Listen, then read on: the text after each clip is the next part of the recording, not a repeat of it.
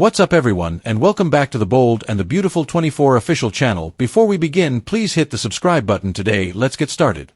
Lee Finnegan is taken into custody. On the Bold and the Beautiful, Lee Finnegan is finished with her granddaughter Luna Nozawa. Luna played her like a violin since Lee believed she could persuade her to change her ways in spite of all the warning signs. However, is it possible for Grandma Lee to hand Luna over to the police without getting arrested herself? Continue reading to learn more. By feigning Luna Nozawa's death and sneaking her out of the hospital, Lee Finnegan jeopardized both her career and her personal freedom. Luna's grandmother was duped by her gab gift, but we all knew she wouldn't change. Finnegan's Pickle by Lee. According to teasers on The Bold and the Beautiful, Lee Finnegan is appalled by Luna's most recent transgressions against Will Spencer Jr. However, she can find herself in shackles herself if she calls the police and attempts to turn her over. Dr. Lee didn't appear to grasp how many offenses she actually committed because she was living in a fantasy world. In addition to the oaths she signed as a doctor, the hospital most likely disapproves of pretending to be dead and bringing patients home with you. She is currently in a difficult situation. Blackmail is nothing new to Luna Nozawa, who will probably remind her grandmother that Lee will also go down if she does. Lee Finnegan ought to get legal counsel as soon as possible. Lee isn't getting any heat from Sheila. Although Bold and the Beautiful suggests that Sheila Carter will attempt to disassociate herself from this situation, Lee technically has an accomplice. Furthermore, Sheila didn't assist Lee in pretending to be dead in the hospital. She arrived after the occurrence. Will Lee Finnegan hand Luna over to the police, in your opinion? Will she get arrested or even have her medical license revoked? The Bold and the Beautiful's Lee Finnegan gets herself arrested storyline is the kind that soap opera fans love. A grandmother's misplaced devotion to her granddaughter unraveling spectacularly, messy family loyalty colliding with criminal cover-ups, and the constant danger that one poor decision will lead to complete ruin. For the sake of family links, Lee believed she could play hero and break the law and medical rules, but in the grand tradition of soap opera karma, her choices are coming back to haunt her with terrible speed. The unfortunate reality at the center of this story is that Lee bet not only with her profession but also with her freedom, integrity, and family's future, and the odds have stacked against her.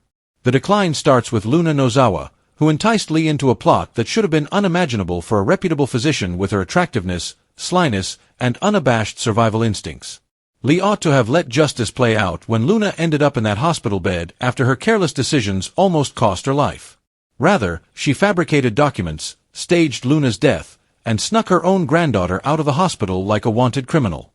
In addition to being an act of misguided love, it was a flagrant violation of the Hippocratic Oath and the very institution she had vowed to defend.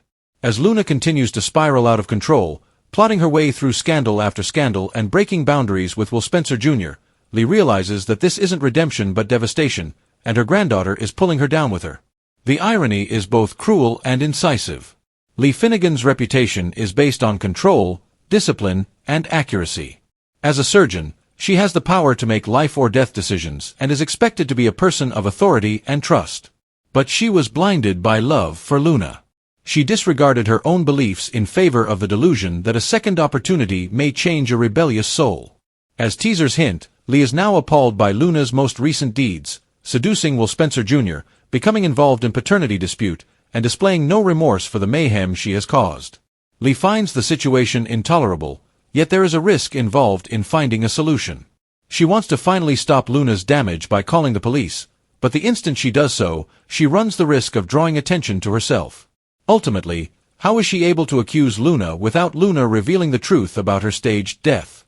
Luna may ruin her in a single blow by exposing a long list of offenses, including tampering with evidence, sheltering a fugitive, obstructing justice, fabricating medical records, and breaking her professional commitments. Lee's dread involves more than simply losing her medical license. It involves losing her independence. Yes, that is the pickle. Lee is caught in a web that she created for herself. If she doesn't speak, Luna will keep causing trouble.